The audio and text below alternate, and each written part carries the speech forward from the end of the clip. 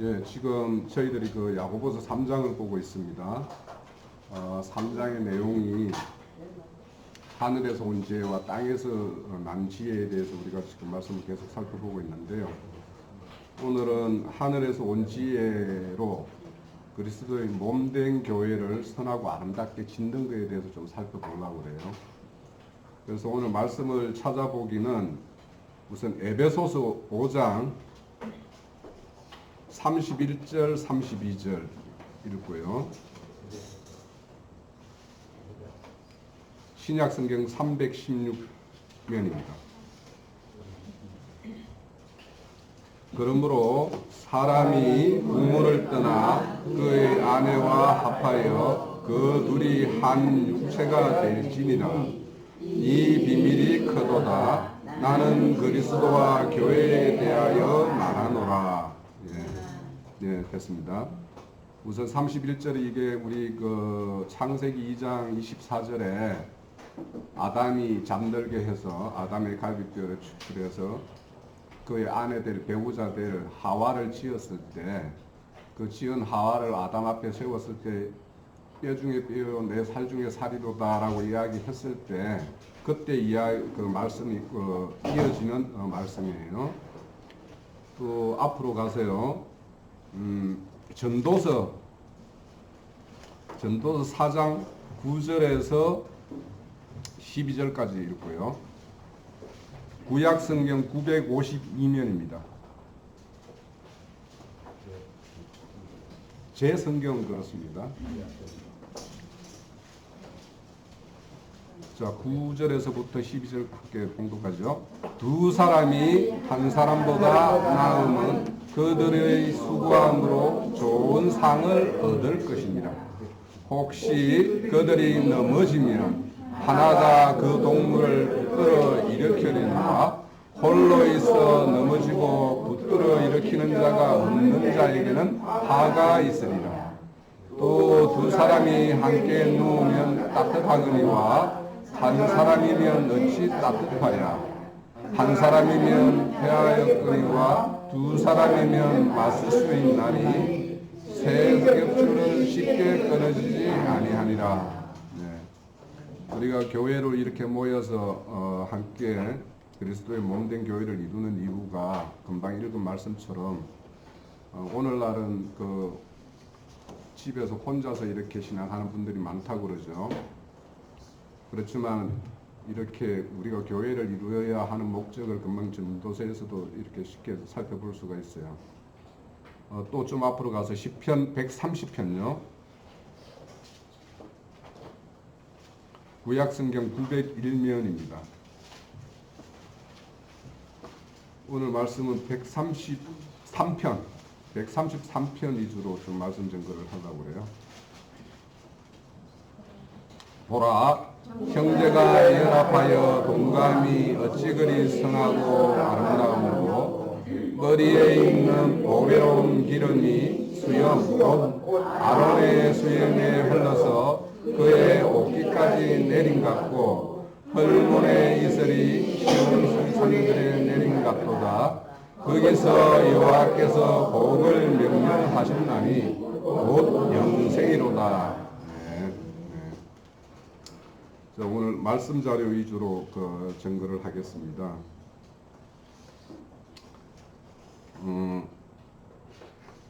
말씀 자료 1면에 보면 첫 줄을 바로 좀 수정을 해야 될 것 같아요.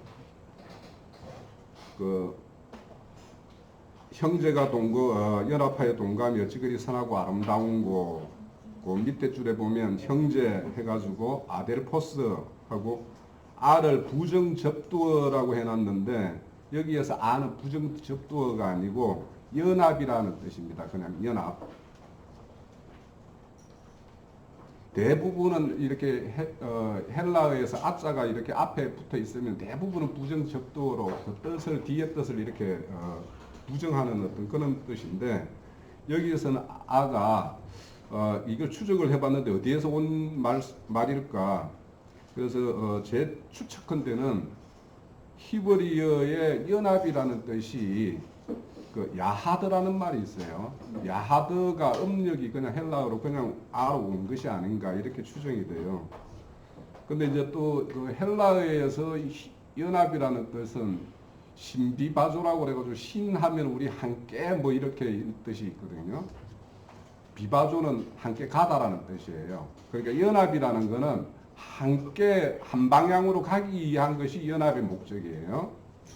그래서 이 형제라는 것은 그 아델포스인데 아는 그 금방 말씀드린 연합이라는 뜻이고 델프히스라는 말은 자궁이라는 뜻이에요. 그래서 이 형제라는 거는 우리도 뭐 잘 우리가 이 세상 우리 어떤 세상 언어로도 형제 하면은 한 어머니 태에서 난 사람을 형제라고 그러잖아요. 그런데 우리 같은 경우에도 한 태에서 나야 된다라는 거예요. 형제라면. 그러면 금방 읽었던 대로 한 남편은 누구예요? 그리스도죠. 그 아내는 교회죠. 그러니까 한 교회에서 나야지 한 태가 되는 거죠. 그런데 이제 우리가 요한복음 형제를 통해서 말씀을 드렸듯이 우리 성만찬을 했죠, 그죠? 성만찬의 목적은 함께 그리스도의 피와 살을 나눠 먹었죠, 그죠? 그것이 하나님의 피 흘려 주심 은혜 가운데에서 한 형제다라는 걸 확인하는 게 성만찬의 원래의 목적이에요. 그러니까 뭐 이게 피를 먹고 막 이렇게 뭐 이거를 정기적으로 또 어떤 교회는 심하게는 한 달에 한 번씩 하는 교회도 있다고 그래요. 그래서 이제 그런 어떤 형식적인 어떤 그런 성만찬을 가지는 것이 아니라 이 뜻을 우리는 잘 새겨서 우리는 늘 그리스도 안에서 그리스도의 피 흘려 주심에 의해서 우리는 한 형제가 되었다라는 걸 확인하는 것이 우리의 어떤 그 형제됨의 어떤 그 태동이 거기에서 이루어지는 거예요. 자, 좀 쭉 읽어볼게요. 오늘은 가능하면. 예수님을 믿고 구원받은 성도들이 하나님으로 말미암아 중생된 자들이 영적으로 한 형제라고 로마서 8장 29절에서 말하고 있어요. 주님이 이 땅에 오실 때는 독생자로 오셨죠, 그죠? 독생자로 오셨어요.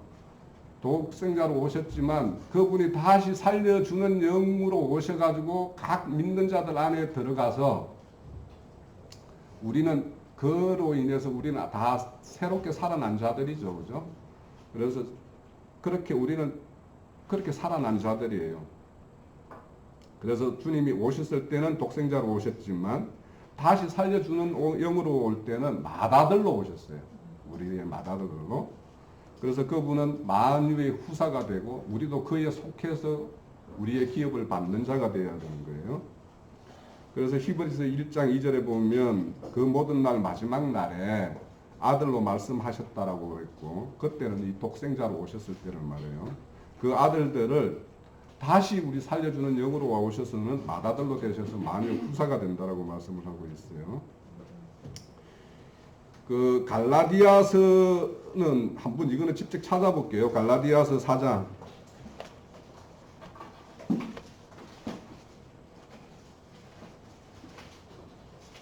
좀 그 앞절까지 읽기 위해서 좀 찾아보는 거예요. 4절부터 읽어볼게요. 갈라디아서 4장 4절에서 6절까지 읽는데 신약성경 306면이네요. 때가 차매 하나님이 그 아들을 보내사 여자에게 나게 하시고 율법 아래에 나게 하신 것은 율법 아래에 있는 자들을 속량하시고 우리로 아들의 명분을 얻게 하여 하심이라. 너희가 아들임으로 하나님이 그 아들의 영을 우리 양 가운데 보내사 아빠 아버지라 부르게 하셨느니라. 예. 우리가 율법 아래 있을 때는 종이었죠. 그죠? 그런데 우리 그 고린도 후서 3장 17절에 보면 주의 영이 임한 자에게는 자유함이 있다고 그랬어요. 그죠? 그래서 우리는 주의 영에 의해서 우리는 아버지라 부를 수 있고 우리가 이 만물을 창조하시고 만물을 경영하시는 분의 아들이면 그 아들이 누리는 자유함이 얼마나 크겠어요. 그죠? 예.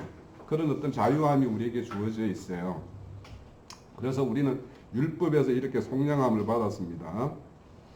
그 위에서 언급했던 로마서 8장 29절에 하나님이 미리 아신 자들로 또한 그 아들의 형상을 본받게 하시기 위하여 미리 정하였으니 이는 그로 많은 형제들 중에 맏아들이 되셨다라는 거예요. 자, 히브리서 2장 11절에 보면 또 거룩하게 하시는 자와 거룩해 함을 입은 자 다 하나가 되어 하나에서 난지라 그러므로 형제라 부르기를 부끄러워 아니하시고라고 말해요. 그래서 우리는 거룩해 하시는 분, 그분에게 한 태에서 났고 그래서 그로 인해서 우리는 아들들이 되었어요. 자, 우리는 하나님의 한없는 국률하신 은혜로 낳은 바 된 자들입니다. 우리는 믿음의 후손으로 아브라함의 허리에 있었던 자들이었고 그리스도의 짝된 교회를 모태로 해서 태어난 자들입니다. 하나님의 국률, 이거를 히브리어로 국률이라는 단어를 찾아보면 라함이에요. 그리고 헬라어로는 엘레오스라고 하는데 이 국률이라는 것은 그 뜻은 뭐냐면 젖먹이를 내려다보는 엄마의 심정이라는 뜻이에요. 그런 거예요. 한없이 사랑스럽고 뭔가 다 해주고 싶은 것이 그 젖먹이를 바라보는 어머니죠. 즉 국률이 여기는 입장에서 이 라함이라는 게 이게 그 자궁이라는 뜻도 있지만 이 국률이라는 뜻도 있단 말이에요. 그러니까 이 모태, 어머니의 태라는 것은 그 아이를 보호하는 거에 모든 걸로 되어 있죠. 그죠? 네. 그래서 이 국률이라는 말과 자궁이라는 뜻이 같은 의미로 쓰이고 있다. 그래서 이 국률이라는 뜻은 또 이 은혜와 거의 동등한 어떤 낱말로 이렇게 이해할 수도 있겠죠. 자, 히브리어 라함이라는 말은 자궁이라는 뜻이 있습니다. 영적인 후사를 낳는 교회. 교회의 기저에 흐르는 것이, 교회에는 기본 바탕에 흐르는 것이 어떤 것이어야 되는 것을 이제 말씀하고 있는 거예요. 그러니까 교회의 기저에 흐르는 것은 하나님의 은혜와 긍휼이 흘러야 된다라는 거예요. 그래서 앞선 야고보 2장에서는 긍휼은 심판을 이긴다라는 말씀이 있었죠. 형제에 연합하여 동거하는 것이 좋으나 사람들은 서로 미워하고 시기하는 질투, 이런 것이 우리 땅에서 난 지혜는 시기와 질투와 다툼을 낸다고 그랬죠. 그래서 사람들은 서로 미워하고 시기하고 질투하고 분쟁하고 분리합니다. 이거는 그러니까 형제의 동거함하고 정반대죠. 그러나 주 예수 그리스도를 믿고 구원받은 형제들이 서로 미워하는 것은 살인하는 죄라고 우리는 배웠죠. 살려주는 영이 되셔서 각 지체와 지체들의 연합을 위해서 우리 가운데 거하시는 가장 큰 뜻은 거룩한 백성과 나라를 이루는 것이 하나님의 목적이에요. 네. 그래서 거룩이라는 것은 구별되고 분별되는 거죠. 예, 구별되고 분별된 하나님의 백성으로서 하나님의 자녀로 사는 삶이 나타나야 된다는 거예요. 우리가 거룩한 백성인데 세상 사람들과 전혀 구별이 없다라면, 우리가 하는 행위나 말이나 이런 것이 구별이 안 된다면 그 사람이 어떻게 거룩하다고 할 수 있고 우리가 경건을 아는 사람이라고 할 수 있겠어요? 믿는 자마다 하나님의 백성이다, 영원한 기업을 이을 자이다 하면서 하나님의 이름을 망령되게 하는 자들이 있죠. 요즘에 보면 우리나라 대표적인 기독교 어떤 단체라는데 그 회장이라는 사람이 하는 행태를 보면 도대체 이게 뭐 세상 사람하고 못하잖아요. 그 이해라는 게. 그죠? 네? 그러니까 그런 사람들을 보면 믿지 않는 사람들은 그런 사람을 보고 하나님이 없는 게 증명된다라고 이야기를 해요. 안 믿지 않는 사람은 어떻게 하나님이 계시다라면 어떻게 저럴 수 있냐라고 이야기하고, 믿는 사람이면 왜 살아있는 하나님이 왜 저러시나 이렇게 생각을 할 수도 있죠. 믿음이 좀 미약한 사람들은. 그래요. 오늘날 어떤 거는 이렇게 거룩을 이루지 못한 사람들의 어떤 믿음 행위가 어떻게 나타나는지를 우리는 잘 이렇게 세상적으로도 잘 이렇게 볼 수 있는 어떤 그런 시대에 살고 있는 것 같습니다. 교회 중에 있는 말씀을 추구하는데 거룩함이 없다면 그 사람이 거룩한 자에게 낫다라고 할 수 없겠죠. 금방 우리 앞서서 히브리서 2장에서 봤듯이 우리는 거룩한 자에서 낫어요. 자, 우리 앞선 그 형제 사랑이라는 하나님 최고의 법이라는 것도 야고보서 2장에서 봤습니다. 요한일서 3장 14절에서 15절에 보면 우리가 형제를 사랑함으로 지금 우리가 그 교회의 형제가 동거함에 대해서 이야기를 하고 있는 중입니다. 우리가 형제를 사랑함으로 사망에서 옮겨 생명으로 들어간 줄 알거니와 사랑치 아니하는 자는 사망에 거하는 것이고 그 형제를 미워하는 자마다 살인하는 자니 살인하는 자마다 영생이 그에게 거하지 않는 자라고 요한 사도가 말하고 있어요. 형제 연합을 위해서는 깊은 샘을 파야 돼요. 자기가 샘을 가지고 있어야지 뭔가 이 사랑을 할 수가 있어요. 다윗이 왕으로 기름 붓는 순간부터 뭐냐면 하나님이 그를 시험 가운데 들어가게 됐죠. 그죠? 사울이라는 현재적인 왕이 있고 그리고 왕으로 기름은 다윗이 받았고 그런 상황에서 사울에게 의해서 시험을 당하는 그 모습을 봅니다. 그 수많은 시험과 시련을 당하면서 하나님의 섭리로 대적하는 자들을 어떻게 대적하고 있고 자기 속에 참 평화가 어떤 것이어야 되겠다라는 걸 생각을 하고 있었겠죠. 다윗은. 그죠? 그러니까 자기를 원수처럼 대적하는 사람을 자기가 원수처럼 대적을 했으면 사울을 죽일 기회가 얼마든지 있었죠. 다윗이. 그렇지만 그렇게 못했죠. 안 했죠. 그러면서 다윗 속에서는 참 평화, 참 하나님으로부터 연합된 어떤 모습들이 어떤 것이었는지를 잘 이렇게 배움을 가졌을 거란 말입니다. 그래서 이런 어떤 다윗을 다룸을 받는 과정에서 다윗이 배운 것이 뭐냐면 참 평화가 무엇인가, 자기가 어떻게 통치를 해야 될 것인가 이런 걸 배웠겠죠. 사울왕을 통해서. 그렇게 이렇게 시험과 시련을 당하면서 다윗 안에는 깊은 샘이 파지고 있는 거예요. 예? 우리도 매 마찬가지입니다. 어떤 하나님의 어떤 다rum과 어떤 그런 세월 속에서 우리는 하나님의 어떤 그 깊은 내면을 같이 공감하고 그것을 자기 안에 축적해서 언제든지 이렇게 흘러내는 사람으로 이렇게 길러지는 거예요. 자, 이렇게 그렇습니다. 그러면 이제 이렇게 형제가 동거하기 위해서 제일 필요한 게 뭐냐? 생각의 통일이 필요해요. 금방 연합이라는 거는 함께 간다라고 뜻이라고 그랬죠. 함께 가다라는 뜻이에요. 합성어예요. 그러면 함께 가려면 생각이 일치해야 되죠. 바라보는 게 일치해야 되죠. 목적이 같아야지 같이 동행이 되죠. 그런데 만약에 같은 방향이 달라, 다른 눈을 보고 있어. 이러면 같이 갈 수가 없죠. 오히려 혼자 가는 것보다 이렇게 방해가 되겠죠.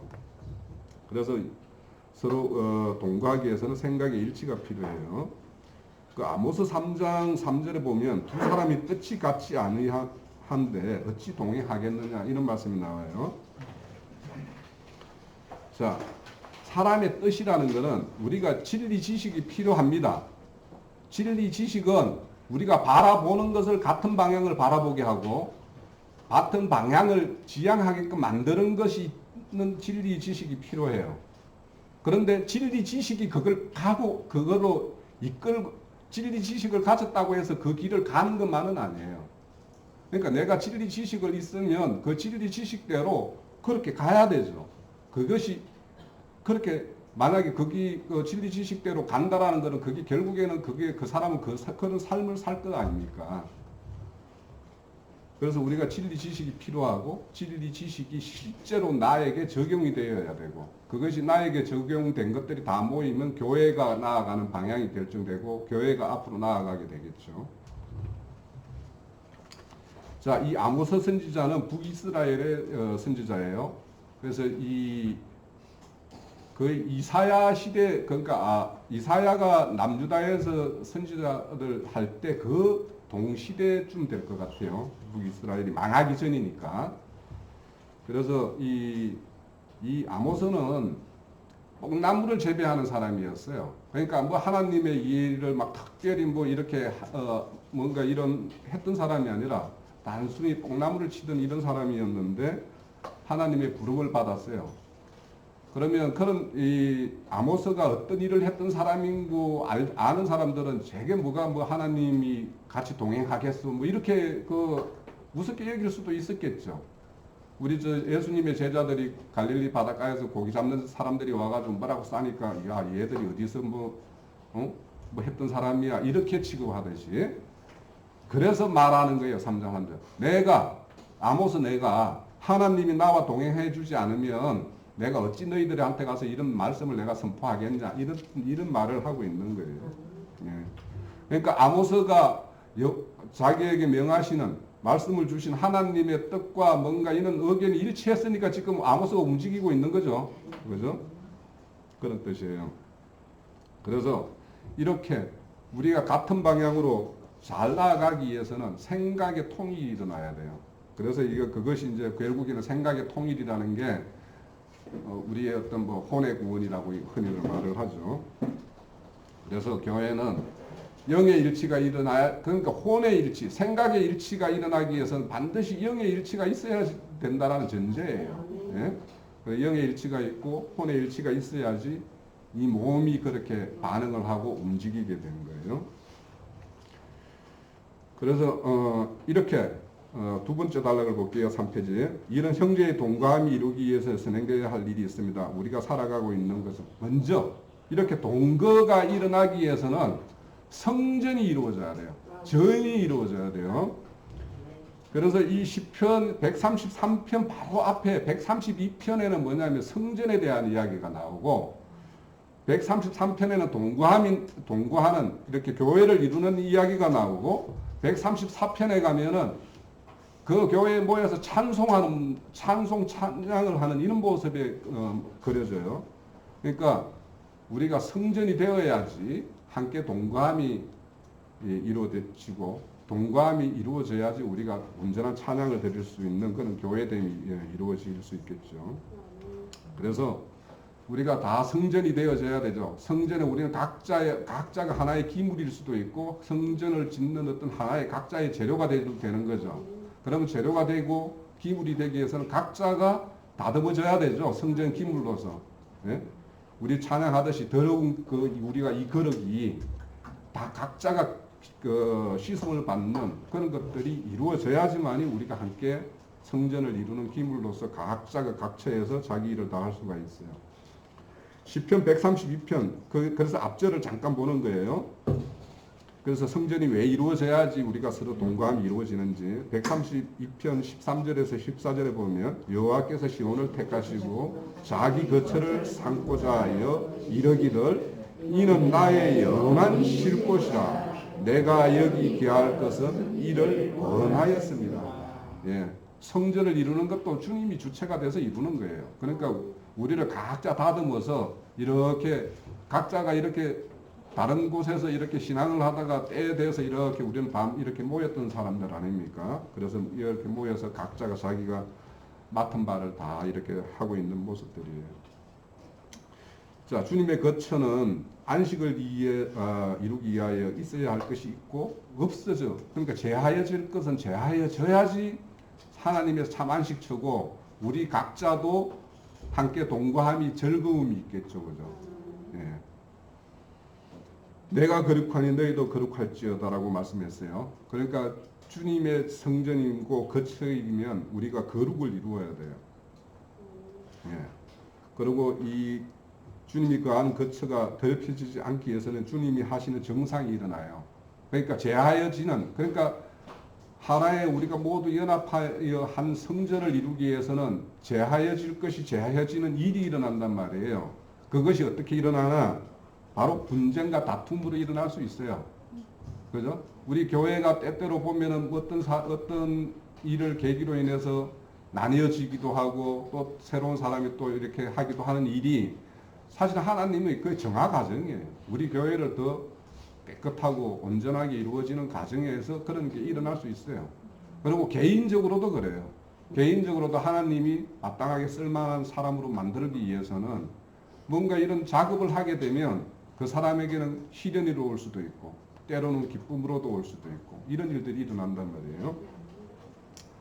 자, 고린도후서 6장 14절에서 16절에 보면 믿지 않는 자가 너희는 믿지 않는 자와 멍에를 같이 하지 말라. 의와 불법이 어떻게 함께하며 빛과 어둠이 어찌 사귀며 그리스도와 베리알이 어찌 좋아하며 믿는 자와 믿지 않는 자가 어찌 상관하며 하나님의 성전과 수상이 어찌 일치하리요. 우리는 살아계신 하나님의 성전이라. 이와 같이 하나님께서 가라사대 내가 너희 가운데 거하며 두루 행하여 나는 저희 하나님이 되고 저희는 나의 성전이 되리라 하셨느니라. 자, 이렇게 우리는 성전이 되려면 빛과 그리스도와 이런 것들로 이루어져야지 온전한 성전이죠. 그러면은 우리 가운데 어둠이 있고 베리알과 같은 이런 어떤 우상이 있고 이러면은 이거는 반드시 제하는 작업이 일어날 수밖에 없어요. 하나님이 제하겠죠. 이 베리알이라는 말은 무가치하다, 사악하다는 뜻이에요. 예? 그래서 이거를 우리 그 신약적으로 말하면 그리스도의 대적자라고 볼 수 있겠죠. 이런 것들과 그리스도가 그러니까 함께 할 수 없는 거예요. 그리스도의 대적자들이 어떻게 있는 상황에서 하나님이 안식을 할 수 있겠어요.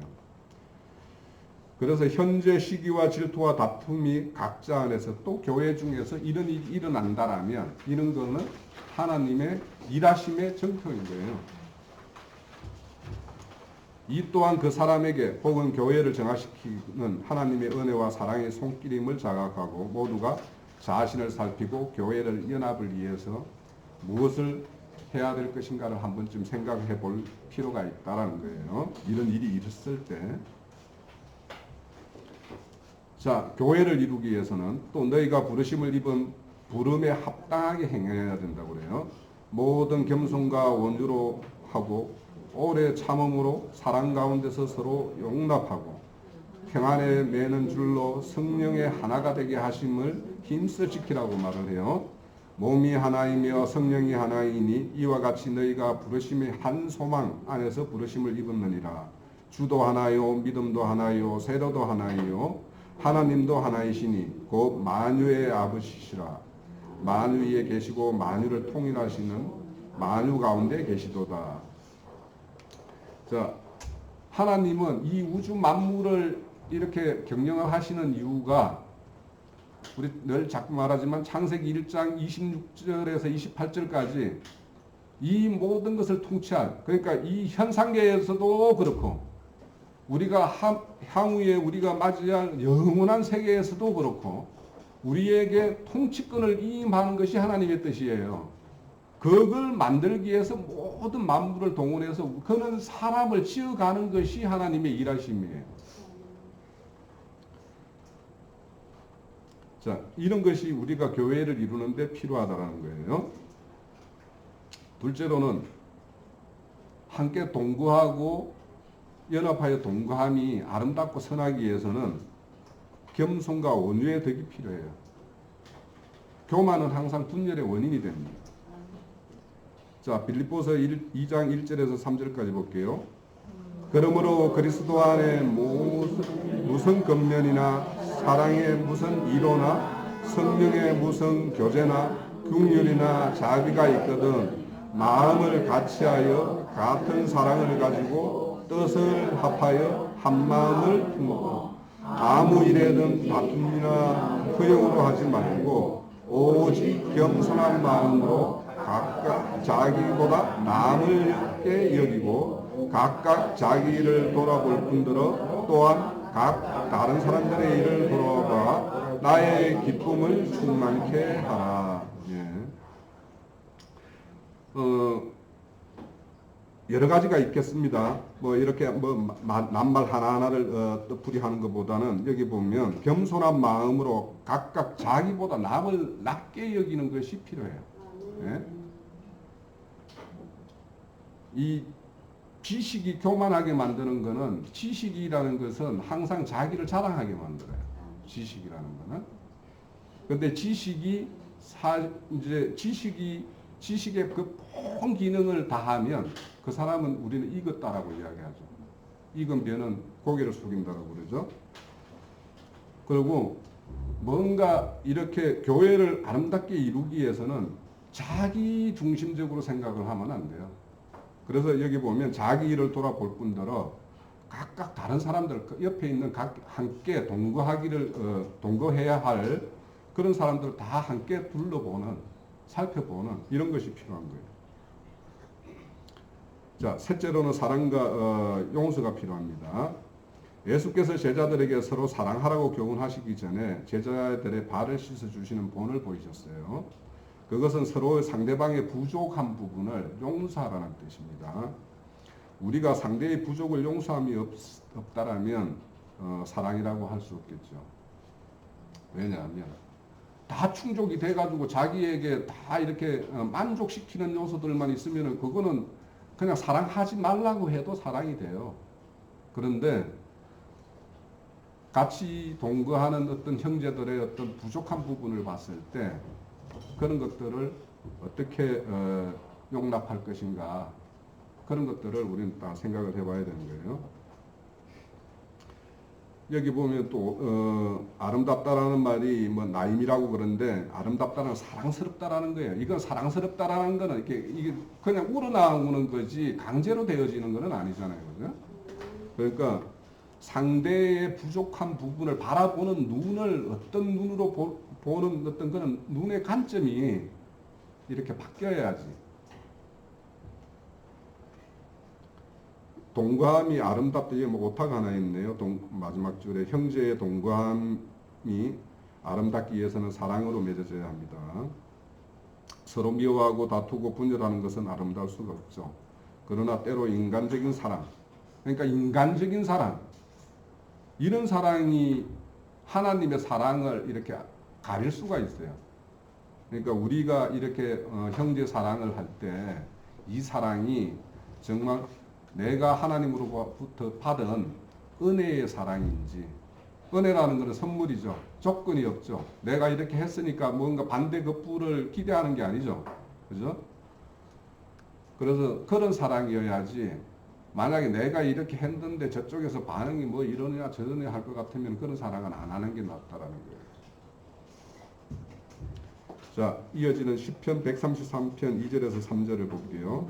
머리에 있는 보배로운 기름이 수염 곧 아론의 수염에 흘러서 그 옷깃까지 내린 같고 헐물의 이슬이 시온 산들에 내린 같도다. 거기서 여호와께서 복을 명하였으니 곧 영생이로다. 여기 붓는 기름이 간유죠, 간유. 우리 간유라는 것에 대해서는 많은 이야기 들어봤죠. 본 시편 저자 다윗은 형제들의 연합하여 동거하는 것이 대제사장 아론의 이임식 때 머리에 붓는 보배로운 간유의 흐름과 같이 간유에 흘러 수염을 적시고 옷깃같이 내린 것 같다라고 표현을 해요. 그러니까 이 간유라는 것은 지극히 거룩한 기름이죠. 이거는 성전의 기물에만 바르는 거예요, 그죠? 그리고 사람에게는 대제사장에만 바르는 거예요. 그만큼 이런 어떤 교회의 형제가 동거해서 아름답게 이렇게 연합하고 있는 모습이 대제사장 아론, 제사장 이임할 때 대제사장에게 옷도 갈아입히죠, 다. 그죠? 또 그걸 다 씻기고 옷도 갈아입히고 간도 씌우고 그 위에다가 마지막에 기름을 부어요, 간유를. 이 간유를 만드는 거는 그 출애굽기 29장에 다 나와 있어요. 그런데 여기 보면 이제 만들 때 보면 모략과 육개와 창포와 계피와 감낭 기름으로 간유를 만드는데 이 각자의 뜻이 있어요. 왜 이게 이 모략과 육개와 계피와 감낭 기름 이것들을 쓰고 있는지. 이 감낭 기름은 이 자체는 거룩한 기름이죠. 그래서 이 거룩한 기름은 사람에게 바르면은 그냥 이렇게 그 재래식으로 말하면 하나님의 영이에요. 거룩한 영이에요. 이 영을, 그러니까 하나님을, 이 거룩한 감람류를 우리가 사람이 보면 죽는 거예요. 그대로 보면. 그런데 이게 감람 기름이 간유가 되는 이런 나머지 이 4개 요소를 이렇게 넣어서 간유를 만드는 거는 우리와 함께 할 수 있는 살려주는 영이 되기 위해서 이런 것들을 이렇게 하는 거예요. 그러니까 이 간유는 살려주는 영을 예표해요. 예수님이 이 땅에 모세가 하나님을 여호와 하나님을 바라볼 수가 없었죠. 바라보면 죽죠. 그죠? 그래서 보이지 않는 하나님이 구약에서는 역사를 했어요. 그렇지만 우리가 새 신약을 시작하면서 예수님이 이 땅에 올 때는 사람들과 함께 할 수 있는 사람으로 왔죠. 그 온 이유는 뭐냐면 우리와 같은 육신의 몸 거룩한 기름을 이 육체로 이렇게 감쌌기 때문에 우리와 함께 할 수 있었어요. 그런데 그 분이 이 땅에 오셔서 우리 인생의 모든 질고를 다 경험을 했죠. 다 체휼하셨다고 그랬죠. 그래서 우리를 이루하지 못할 것이 없다라고 하시죠. 그러니까 그분이 그렇게 이 땅에 육신으로 와가지고 우리 연약한 인생들을 다 체휼한 그 상태가 뭐냐면 간유의 상태예요. 그래서 우리에게 올 수가 있는 간유 기름이 되셨어요. 그래서 여기에 말하는 모략과 육계와 창포와 계피 이런 것들이 다 하나님이 우리와 함께 할 수 있는 그런 모양으로 이 땅에 오셔서 본인이 체휼하신 것을 다 뜻하시는 거예요. 사실은. 그래서 모략이라는 것은 우리가 예수님이 십자가에 달렸을 때 그 고통을 감하기 위해서 모략을 이렇게 탄 포도주를 줬을 때 예수님이 거절을 했어요. 왜냐? 이 육체의 죽음에 대해서 본인이 다 고통을 체휼하시기 위해서. 그래서 우리 이사야서 53장에 보면 그의 찔림은 나의 허물이요 또 그가 징계받음으로 우리가 평안을 누리고 막 이런 말씀이 나오죠. 그것을 그분이 이 땅에 오셔서 그걸 다 우리의 모든 것들, 우리의 허물로, 우리의 죄악으로 그분이 찔림을 받았고 상함을 받았고 이런 걸로 인해서 우리를 다 우리의 어떤 걸 다 체휼을 하셨어요. 그래서 우리를 대언할 수 있는 대언의 영으로 우리를 대언할 수 있는 보혜사로 이 땅에 오실 수 있는 거예요. 자, 이렇게 모략은 그런 어떤 고통을 감해 주는 것이고, 육계는 어떤 기본적인 어떤 향유로 쓰이는 재료예요. 그래서 이런 육계나 창포나 계피나 이런 것들은 창포까지는 거룩한 우리의 그 향이 되시는. 그래서 우리에게 죄인은 뭐냐면 하나님이 보시기에 바라볼 수 없는 거죠. 피는 그러니까 성전에서 제사를 지낼 때 피를 가지고 들어가면 피 비린내가 하나님이 그거를 좋은 향이 아니죠. 그래서 향단에다가 그 향을 피우는 거예요. 그래서 우리 스스로가 인간으로 보면은 다 더럽고 하나님 보면 추악한 피와 같은 그런 것인데 이런 향유를 이렇게 육괴와 창포 같은 거 이런 것을 넣음으로 인해 가지고 그것을 덮어버리는 거예요.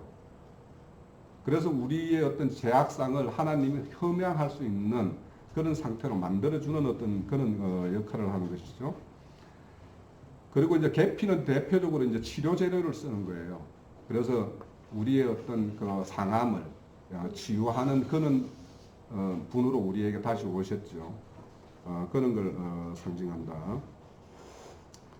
자, 출애굽기 40장 9절에서 10절에 보면 또 간유를 가져다가 성막과 그 안에 있는 것들에 모두 발라 그것들의 모든 기구를 거룩하게 하죠. 그러니까 우리가 성전이 되기 위해서는 이렇게 간유, 하나님의 어떤 거룩한 영에 의해서 다 우리가 발림이 되어야 되는 거예요. 그죠? 그래서 그러면 그분의 거룩한 이 기름에 의해서 이렇게 발리면 우리 더러움이 이렇게 가림이 되겠죠. 가려지겠죠. 하나님이 그렇게 우리의 더러움을 그렇게 가려주는 거예요. 그래야지만 우리가 성전의 기물로서 더 역할을 다 할 수 있는 거예요. 또 레위기 8장 10절에서 12절을 보면 모세가 간유를 가져다가 성막과 그 안에 있는 모든 것을 발라 거룩하게 하고 또 제단에 7번 뿌리고 그 제단과 모든 기구와 물두멍과 받침을 발라 거룩하게 하고 있어요. 다 그러니까 성전과 성막 안에 있는 모든 기물들을 거룩하게 하는 것은 간유예요. 그러니까 하나님의 살려주는 영이 우리 안에 있지 않으면 우리는 하나님의 거룩한 전이 될 수가 없어요. 그러니까 일반 기독교계에서는 이 성령에 대한 이야기를 이렇게 이야기하는 걸 보면, 과거에 제가 그럴 때 이렇게 배우고 할 때 성령은 있으면 좋고 없어도 뭐 그만인 것처럼 이렇게 이야기하는 분들도 많이 있어요. 자, 이런 간유 부음, 살려주는 영을 받아야 죽은 자가 살리는 일에 우리는 그런 역할도 우리가 이런 발림을 받아야지 우리가 그 일을 하나님의 동력자로 할 수도 있어요. 자, 믿는다고 하지만 혼적인 신앙, 혼적인 신앙은 온전한 간유를 받지 못한 상태를 말하고 있어요. 신앙을 하는 사람이 있고 살려주는 영, 즉 간유된 그 영의 부음을 받아서 영적인 신앙하는 사람이 있다라는 거예요. 그래서 혼적인 단계에 있는 사람들은 자신을 앞세워서 종교적인 열심을 따라 행하기 때문에 자신의 의견에 동조하는 것이 있으면 때로 이렇게 의기충천하기도 하고, 또 그렇지 않은 그런 사람들에 대해서 동조하는 사람이 없으면 의기소침해가지고 금방 꺾이기도 하고 이래요. 그래서 혼적인 신앙은 굉장히 열심을 내지만 그렇게 오래 가지를 못해요. 사실 대부분 보면. 그래서 혼적인 열심이 끝나야 하지만 다른 사람을 정결케 할 수 있는, 우리가 지금 야고보서 3장은 앞에 3장, 야고보서 3장은 선생되기를 많이 하지 마라 이런 말씀에서 우리가 연결되는 땅에서 난 지혜와 하늘에서 온 지혜에 대해서 이렇게 말하고 있기 때문에, 그래서 이런 혼적인 어떤 열심들이 다 끝나야지 선생으로 일을 할 수 있다는 거예요. 간유는 제사장과 성전의 기물을 거룩하게 하기 위하여 쓰입니다. 온전한 성전을 이룬 사람들은 살려주는 영, 간유된 그 영으로 제사장 직임을, 이걸 받아야지 제사장 임무를 수행할 수 있는 거죠. 간유와 같은 기름 부음 받은 사람이어야 합니다. 왕 같은 제사장들이 되어야 하고, 또 그런 교회를 지향하는 사람들이 모인 곳이라면 함께 거하는 모든 사람들이 간유의 향기로운 냄새를 맡을 수 있도록 그렇게 되어야 되겠죠. 형제가 연합하여 동거하는 것이 이와 같이 아름답고 향기로운 기름을 서로 맞는 것 같이 되기 위해서는 서로, 여기는 또 오타가 있죠. 더하고 무엇을 앞서서 말했던 처럼 우리에게 부정한 것들을 제하여지고 그래야지만이 우리가 그 일에 참여할 수 있다라는 거예요. 자, 누가복음 이제 이렇게 살려주는 영에 의해서 이런 제사장의 어떤 역할을 하는 사람들이 해야 될 일들에 대해서 좀 살펴볼게요. 누가복음 4장 18절에서 19절, 이거는 이사야서 61장에서 인용한 말씀입니다. 주의 성령이 내게 임하였으니 이는 가난한 자에게 복음을 전하게 하시려고 내게 기름을 부으시고 나를 보내사 포로된 자에게 자유를, 눈먼 자에게 다시 보게 함을 전파하여 눌린 자를 자유케 하고 주의 은혜의 해, 이 희년이죠. 희년을 전파하게 하려 하심이라 하였더라. 자, 이거는 역사적으로는 바벨론 포로로 잡혀갔던 남유다가 다시 회복될 것을 이야기해요.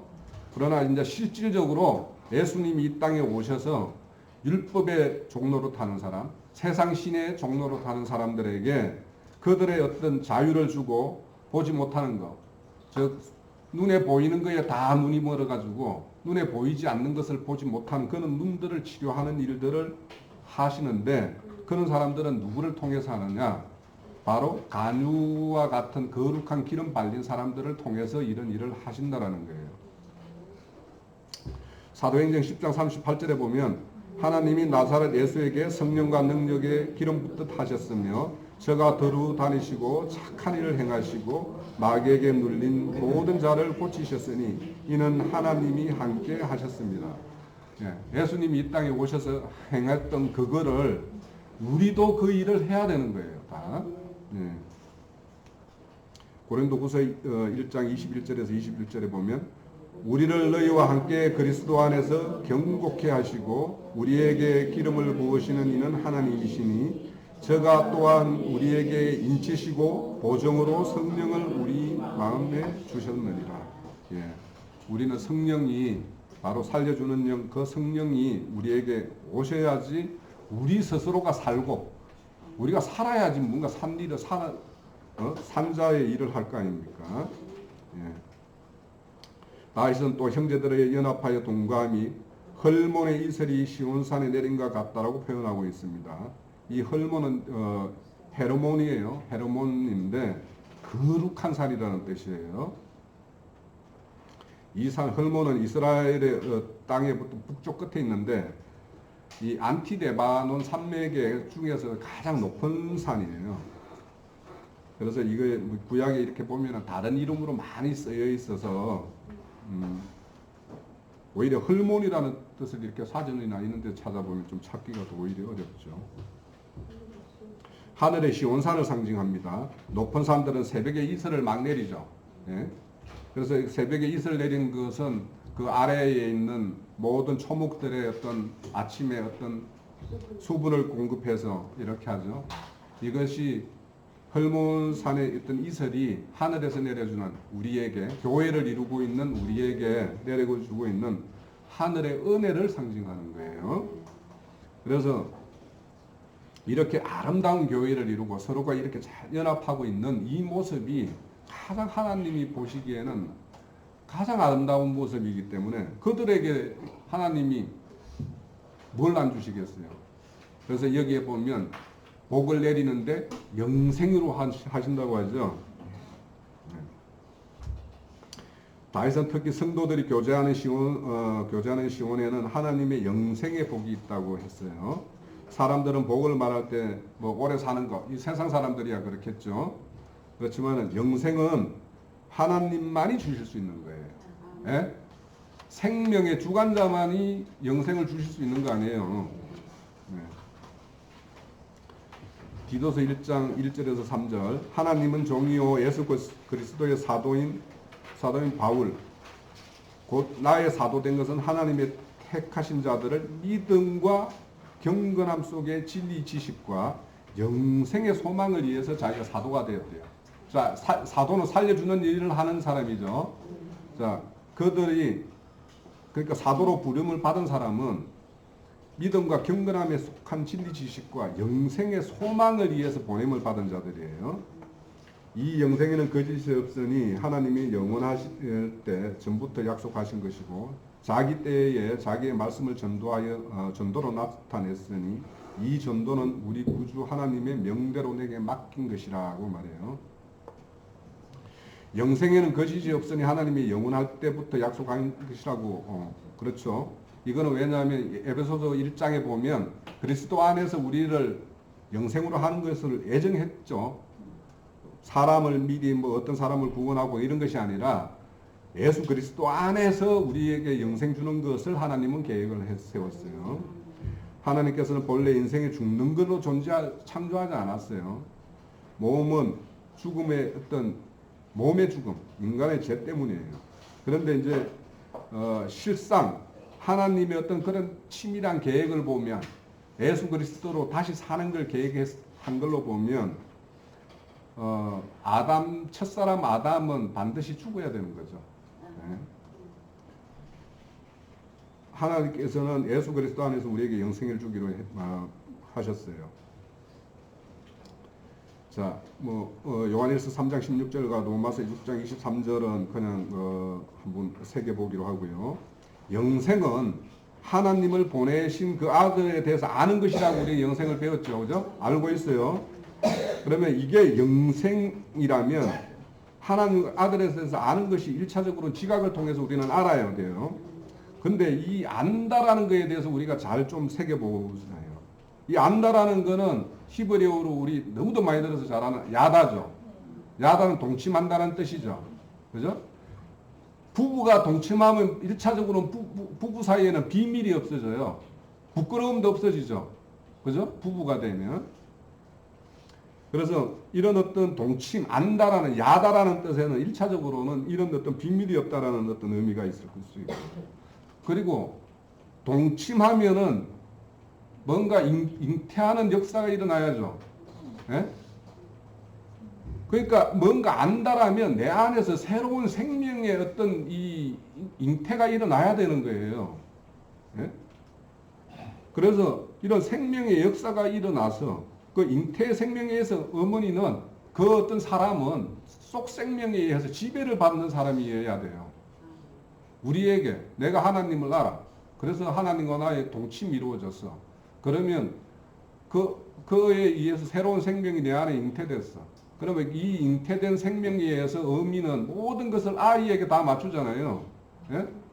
그러니까 우리가 하나님에 대해서 영생을 지식을 가지고 있으면 내 안에 새 생명이 일어나서 이 새 생명에 집중하는 그런 모습이 나타나야 되는 거예요.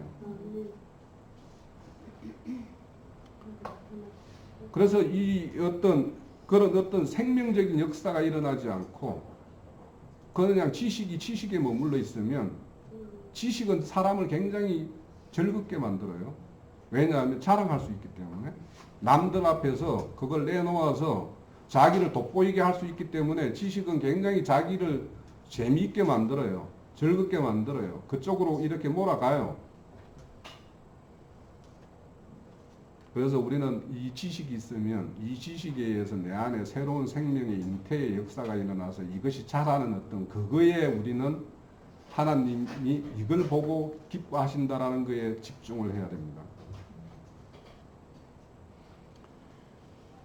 자, 시간이 많이 된 것 같아서 얼마나 됐는지 8페이지